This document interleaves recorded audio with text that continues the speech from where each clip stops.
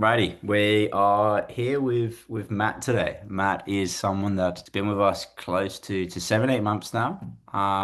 Close to down 20 kilos in that time. I think it'd be fair to say someone that had a very like all or nothing approach to fitness, to health, maybe other aspects of life, and now seems like he's just zenned out and got it all balanced out perfectly. If that's a word that exists, perfection anyway. So we're gonna go into a bit about your journey with us today and what it was like before. So I'm Matt and living in Brisbane in Queensland, Australia, and very early 30s. And I think anything from body image, weight loss, fitness, all that sort of stuff is something that's been, it feels like a never-ending journey, always has always been there. Yeah. And have tried a couple of different things, or more than a couple actually, over the years with varying degrees of this success.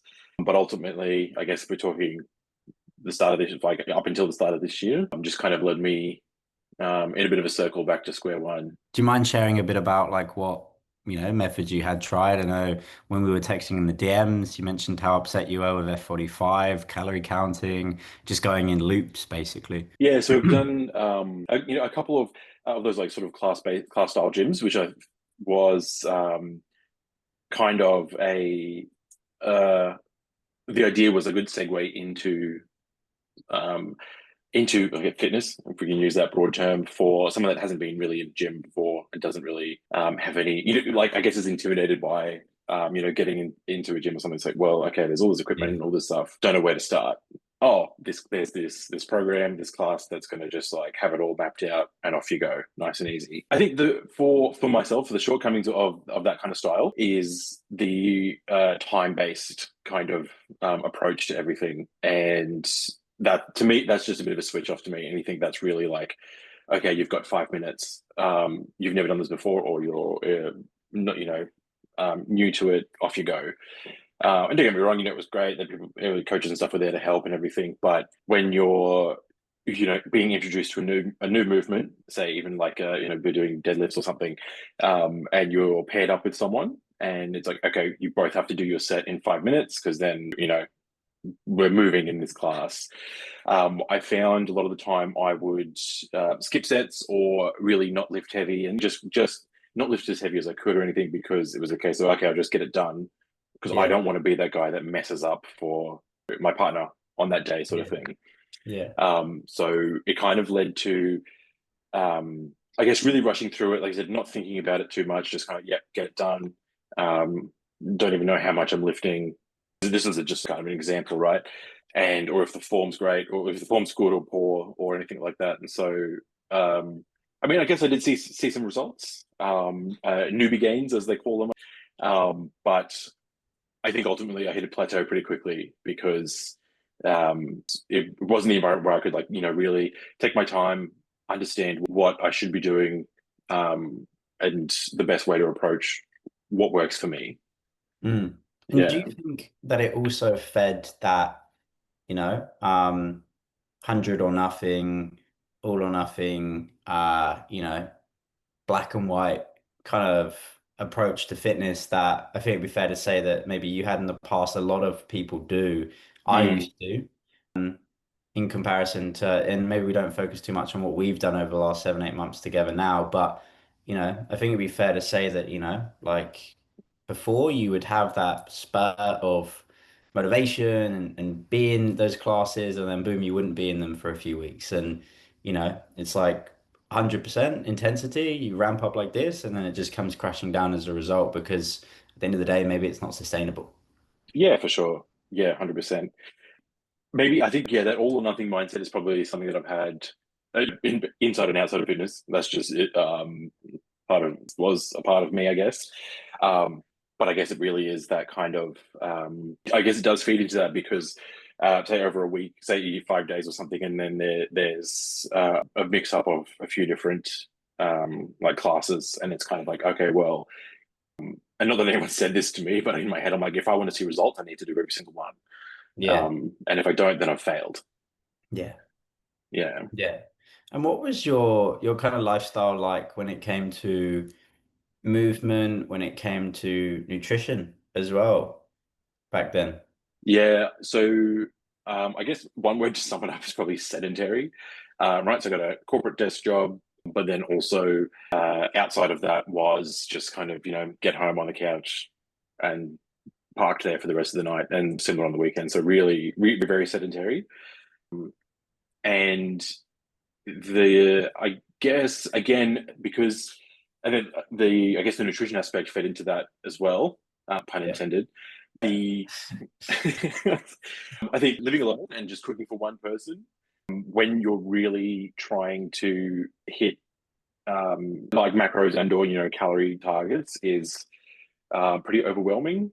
Where I think, Yeah. okay, I'm going to go buy all this sort of stuff, and that's going to make what I need to make. Now I have to eat the exact same thing every single day, or I am going to waste so much food because of how much. No, I can't use it. It's just really keep taking those little pieces off the scale kind of thing, Yeah, yeah, um, yeah. right, to get Yeah, it right. the 2 grams. And when when you're doing that for cooking for one kind of thing, I found that really difficult to make that. I think a sustainable from the perspective of um, just calorie counting in general, that regimented sort of calorie, unless you're a professional athlete training for the Olympics, or something like that. I don't think it really serves 99% of the population. No, I agree. It's really not sustainable, in my experience, because then if I've planned out prepped all these meals and like, okay, I've got this thing that I've cooked, and that's got me, I've got to eat it before it goes off, and I've got to stay on my calories and everything. Oh, but no, I'm going out tonight to meet up with some friends or something. Well, it's like, okay, Yeah. well then my whole week's in my mind. I'm like, okay, my whole week's just thrown off. That's it. I Yeah. give up. And again, I want to normalize this way of thinking because there's probably multiple people watching this that resonate, empathize with that, and are like, that's me. And I did too. That used to Mm, be me for so, so long as well. So it's so normal. And I'm really curious as to what really attracted you to the way that we do things over here? Because not many people had heard around success without calorie counting. It was almost like unless you calorie counted, you were never going to lose weight. And obviously, that's not the case here. We implement portion-based eating, we implement strategies and techniques around food to make sure that, again, we're not just eating a load of crap and just feeling rubbish all the time. So, I'm curious, why you were interested in the first place around kind of potentially getting started and what really attracted you to the way that I was kind of posting content online. I think I could see a I could see this long term, right, when I like looked at the approach with portion based eating and food freedom, and how we approach nutrition and exercise and movement. That was, to me, it was kind of like, okay, I can see this becoming just a part of day to day life, and sort Mhm. of how you live, so to speak. And which in my mind, I'm like, okay, well, that means there's no kind of um, end date to, okay, I've hit some goal weight. Now I can, relax on my calorie counting, because you just can't do it forever, right? You just Yeah. can't. So I Yeah. can relax on that, but then what do I do? Then I'm back to square one, and I mean, then 2, 4 years, whatever, then I'm, in trouble again. Um, Whereas the approaching with the portion based eating, choosing the right foods, and so that kind of flexible approach, I was like, okay, if it works, this is I can do this forever. This is just almost not like maybe it's one of these terms that people use, like this is a healthy eating approach. It's a Yeah. bit of a buzzword term because people say clean eating, healthy eating, and all that sort of stuff. But I think it is in terms of a mental aspect as well, how you're viewing food, how you're seeing food, um, and not falling into like a binge restrict kind of cycle, which is Yeah. was very prevalent for me. Can you expand on that point particularly, that the binge restrict cycle, but also what you were saying there around, hey, this is exactly what we're trying to do here. Is like we're eating this way not to look a certain way, but to feel a certain way from a clarity, from a mindset point, which as a byproduct makes us want to do the exercise, makes us want to continue eating this way. So yeah, could you expand a bit about the binge restrict cycle in your eyes, what that experience was like for you, and then also, again, the impact this kind of healthy way of eating has had on not just your body, the 20 kilos lost, but also the actual process of sleeping better, looking better, feeling better in your mind as well. Yeah, for sure. So I think for like the binge restrict, there, the getting sometimes you get to a point like in a day, like so you're eating throughout the day, you're logging everything in that wonderful app, MyFitnessPal, Oh right? And yeah, you've got yeah. got everything tracked. Trying to get a strike on that.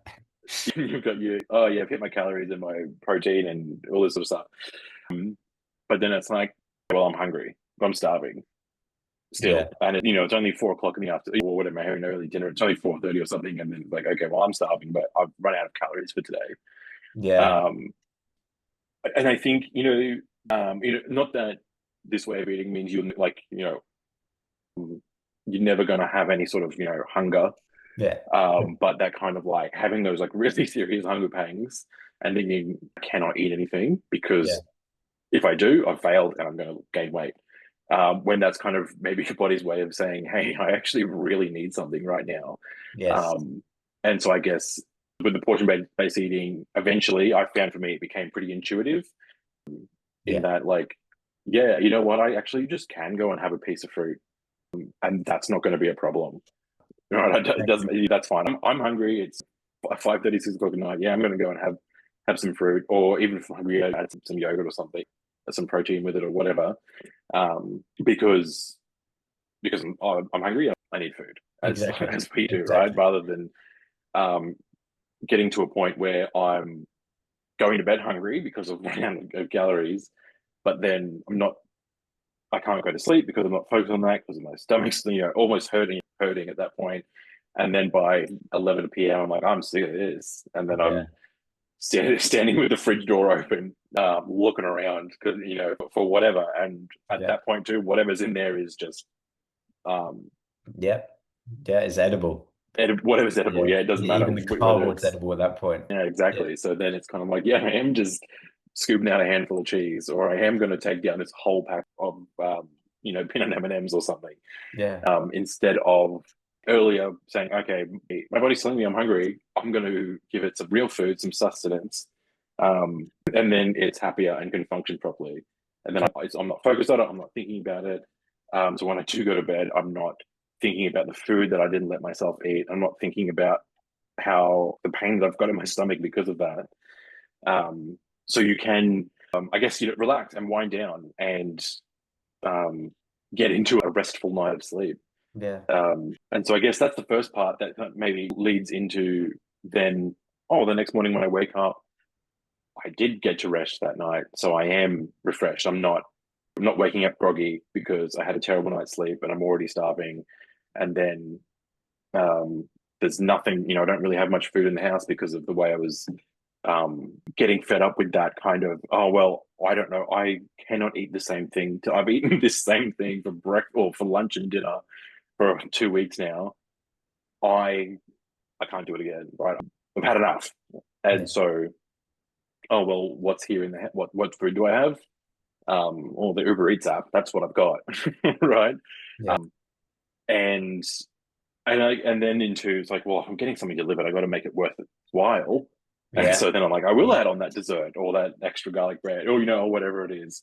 And I mean that's fine, like you said, if that's a special one night and you're part of your 20% or whatever in your food freedom, your flexible eating. But when it's all the time and more than you realize, because I yeah, guess you're not mindfully eating. It's just kind of every night becomes a treat, and then the treat becomes commonplace, and then it's just sure. kind of a bit of a spiral from there. That's your lifestyle nowadays. Like, that's the day-to-day nutrition. And there's a few things I made some notes on here. You know, the weighing aspect. You were like, well, yeah, I can see this getting me to a certain result, but like, hey, I don't want to be doing this in 4 years. And it's like I've heard some stories of like people that are in their 40s, 50s that I've spoken to, and they're like still weighing to this day, have done for like Mm, 20, 30 years. And what I loved hearing there was how you said portion-based eating has got you to a point where food is intuitive now. you eat to hunger, and yet you're able to be in a position to hunger and energy, but you're able to be in a position where you're still effectively losing weight. And I think Yeah. that's what a lot of people think. It's like, hey, if I eat that way, weight loss doesn't actually work. It's like calorie counting or not. But you're able to do this intuitively. And like you said there, still have food freedom. Yeah. Still have the peanut M&Ms that you were mentioning that you used to binge on. You still have today. But we're having them maybe 20% of the time, not 40, 50, 60% of the time. Yeah. Exactly. And those were just some kind of keynotes, summary notes. You don't necessarily need to expand them unless you want to here, but those are just some things that kind of, in my opinion, standed out about what you just said there. I think just on the peanut M&Ms, because I feel so Yeah. when I think about this, I kind of laugh at how ridiculous it is. When I was sort of calorie counting, and I made room for peanut M&Ms, and I would, God, it's almost so embarrassing. I don't want to say it, but I would portion myself out six solitary peanut M&Ms to I have used to after do the dinner. same thing. Mine was an um, M&M's, mine was like Maltesers, but I used to do the same mm, thing. Percy Pigs as well in the UK anyway. yes. Same thing. But continue, please. Yeah, just like to think of it now, I'm just kind of like, well, that's pretty ridiculous to think. Oh, yeah, I can allow myself six peanut M&Ms tonight. Yeah. Otherwise, if I have seven, well, All hell breaks oh, loose. yeah, that's it. Crazy when we verbalize it like that, hey? And Yeah, that is the common practice. There is so few coaches that operate. There's no male coach that I see operating the way that I do. There's a few females, which is great to see, but like, it's crazy how this is we're the minority in this, and the yeah, majority is just calorie counting and promoting six M&Ms and being like, yeah, that's good, that's okay. Not yeah. seven. Let's talk about your journey then, because your journey is really fascinating. You were fast out the blocks. We were like 2, 3 months in, and boom, you're 10 kilos down at that point, and you were just killing Mm, it. And this really interesting thing happens where probably about, yeah, month 3 or 4, I'd say, yeah, we kind of hit a wall and weight plateaus, and we're kind of going up a kilo every few weeks, down a kilo every few weeks, and we're there for like a good 2 months, banging our head against the wall and wondering like, well, hey, we know why it's not working, but I'm really interested in, your wins in that period of time, because let's not surface over that, but also that quite rough a time where, it was that kind of yo-yoing for those 2 months, what you think was behind that. And more importantly, getting yourself to the position where you didn't just quit on that. You didn't just go at month 5, 6, oh, hey, George, this doesn't work anymore. I'm going to be 110 minimum kilos for the rest of my life. I can only hit this barrier and I can't lose any more weight. And actually, he said, no, we changed some things. And now look at you. You're what, 102, 103, about to be 100 yeah. or shy of 100 by January next year. So, well, that's the goal anyway. That's the plan, but you're obviously going to be there. So let's maybe talk about that kind of 7, 8 month stretch of time. Yeah. So I think pretty hot out the gate, and I think because too, like the being able to approach food or nutrition in this new way changed how I was eating very quickly. Yeah, Like my Uber Eats app started gathering dust, really. you're saving a lot of money. And so I think so that was like a really big change, obviously, which had a great effect. And then the being able to ramp up to a goal for steps per day and gym sessions like that, we kind of we didn't go 0 to 100. We kind of ramped up there. Yeah, So I think that was really good. So that had the effect. Started losing, well, about like 10 kilos, I think, by that point. yeah. And then there was, I don't know if I can pinpoint. Well, I can't remember off the top of my head exactly like that what was happening that week when things started to sort of plateau Was in it the terms of job around that time? sorry. Was it around the job move time? Yeah, Was I think I was probably on the hunt or looking for a new job, or just moved into the new job. I think um, that was probably in play. So there was a bit of disruption to the routine, so I probably had some issues adjusting to that. But I think there was at that point I guess life happened really at a high level, right? Life happened, people get new jobs. That's all the time, and this sort of stuff happens. And I think some part of me, or thinking the from the previous attempts that I'd had at this, crept in, Yeah. and I got a bit defeatist about it, and in with myself, where it was kind of like, oh, okay, well, this is I know what I've had experiences before when I was calorie counting, and then that wasn't working, and I was binging and restricting and that. Um, I guess that kind of crept in a little bit, and then that kind of all or nothing mentality was kind of at play, where it's like, okay, well, I didn't hit my step count today, so that's it. I failed for this week, or I've had 30 or 40% of food flex instead of 20. Um, I might as well just order that pizza tonight, and I'll start again next week. Start again next week. Which is how I was yo-yoing for 10, 15 years. Maybe 10, yeah, probably 10 years. Don't want to, I'm not that old yet, actually, 10 years. Yeah, so I think that was really what was happening in that point, and that took a bit to get out of. And I don't, well, I did get myself out of it, but I think you got me out of it just as much as I did, with the kind of conversations we were having, day to day ad hocly, which is, I think, another benefit for this kind of style online coaching. I think, people, there's maybe some trepidations about, oh, okay, well, George, you're in Melbourne and I'm up in Brisbane. How are you going to Yeah. coach me? What does Yeah. that mean? Um, but I guess it is a whole lot more holistic. Like, I believe in this beginning of this year, in this new year, I started with a PT in the gym just before we kind of got started, and that was, good for that half hour, whatever, while you're in there, and that's great. But then that's it, right? It's like, okay, you pay your money, you get half an hour, and then see you later. And that's Yeah. nothing against PTs, if that works for people, in different positions than me, fantastic. But I think there's no kind of accountability, which is one of the tenets, right, of what you do, is bringing that kind of accountability and say, oh, okay, well, actually, no, okay, you've just told me you're skipping gym tonight. Well, let's, if you talk about why that is, and and the reasons around that, and not are they valid or not, but like, because like sometimes it's like, okay, yeah, you need to rest. Gym's not what you need right now, 100%.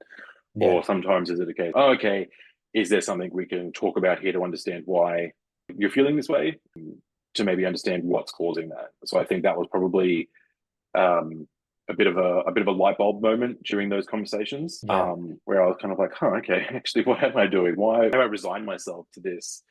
Because that's how it's always been. Tried quite a few different other approaches. I think there's maybe a touch of helplessness, feels like too strong of a word, but maybe it is kind of like that when you've tried this various different things, from tracking macros to calories, or not that I ever did think like this, but then there's a keto diet and this and that and all this sort of stuff, and you just kind of like, then it's like, yeah, eat fruit, that's good. No, don't eat fruit, it's got sugar and all this sort of stuff, and you just like, I just gotta, like, enough. Yeah. Um, for me, any kind of pickup was just kind of like, oh, okay, doesn't work, I'm done.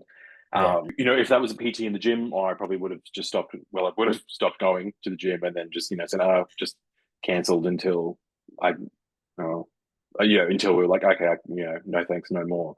Yeah. Instead of, I guess, the relationship we have, where it is kind of like, you're not available 24/7. Obviously, you got a life to live, but that kind of, there's no limit to how much we can communicate. Like, I can say, yeah, okay, I am thinking about skipping the gym today. I'm having a really struggling to get myself off the couch. And this is what's happening, blah blah blah. And then we can go from there and say, okay, well, I'm here. Let's talk about this, or understand what's happening, blah blah blah. Yeah. Yeah.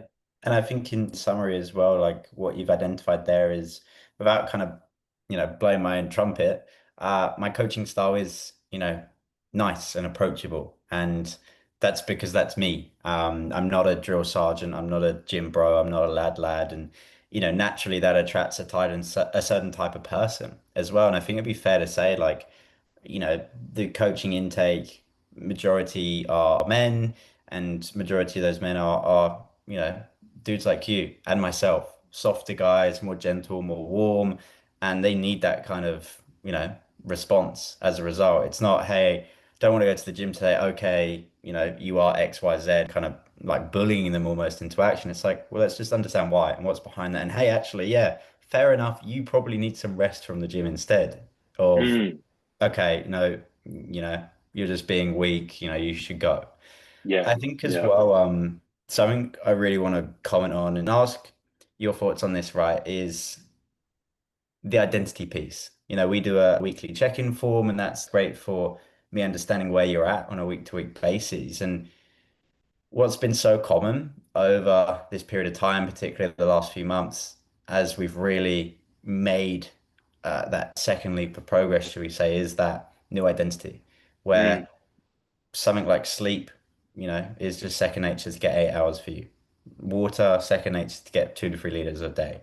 Steps used to be our kryptonite. We didn't move at the start. 4,000 was the average, and some weekends we wouldn't get off the couch, as you mentioned. yeah, And now you're doing 10, 12, 15K days because yeah, you enjoy it and because you want to. So let's talk about that buy-in to the identity that you are someone that doesn't exercise and move your body for the sake of achieving a goal, but you do it because you want to do it. Just like you were talking around nutrition earlier, around, you eat now how you do because you want to, because it makes you feel yeah, a certain way.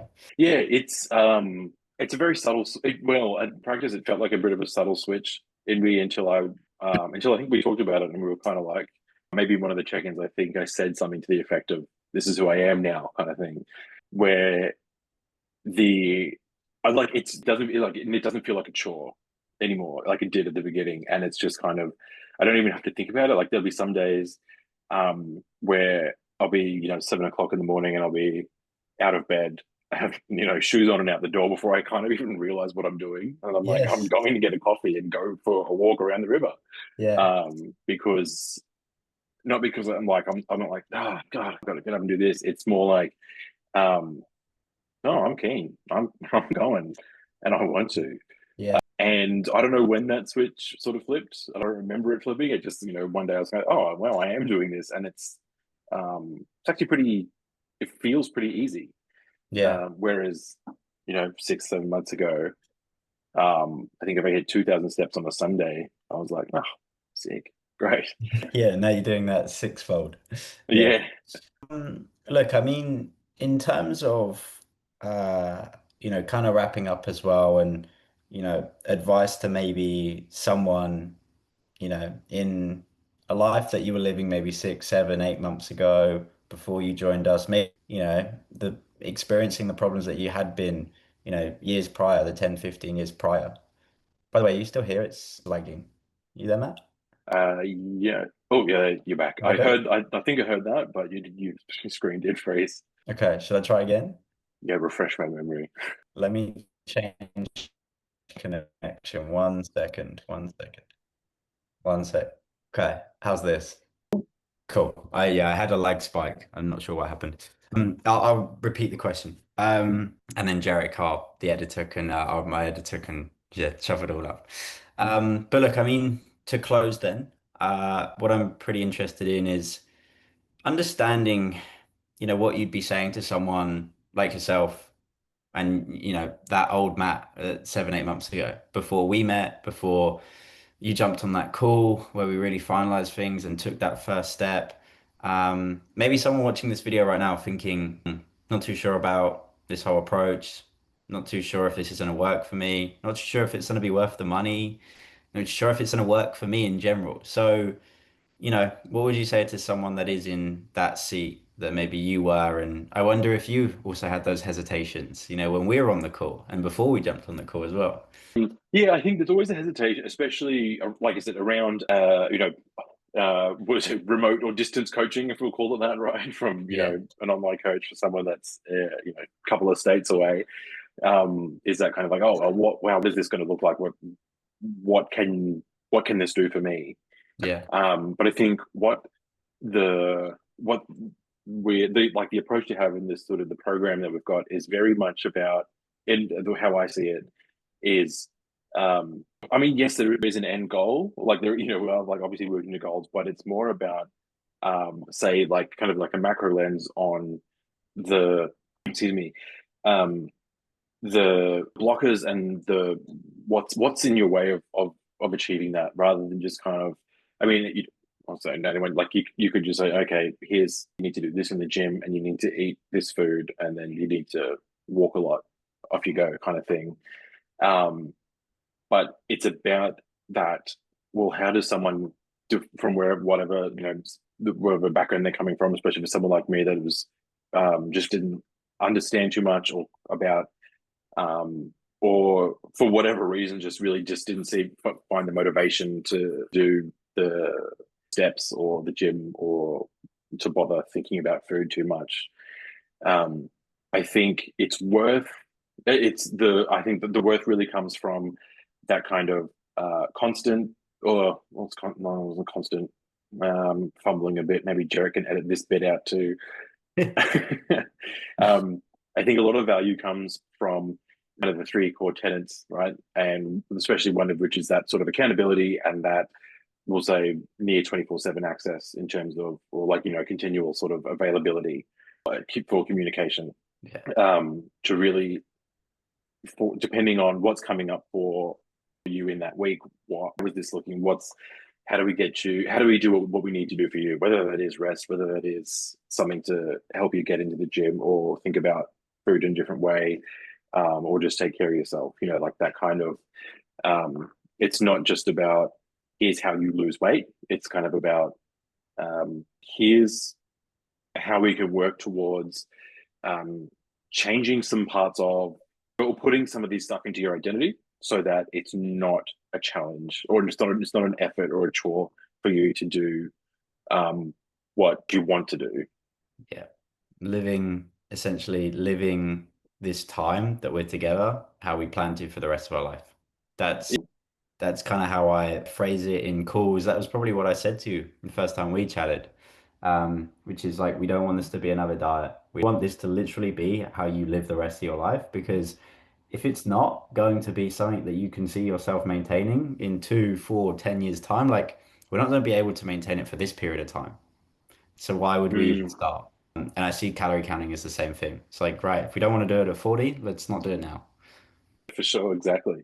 Yeah. Yeah, Awesome, man. That was a really productive conversation. Thank you again for jumping on. And no I worries. wonder, before we end, if there's anything else that you want to say. If not, we can drop it here as well. I think I've said a Yeah, lot, we said a lot. rambled a little bit. I think Yeah, I've said quite a lot. I think that encapsulates it all. yeah, it does. It does.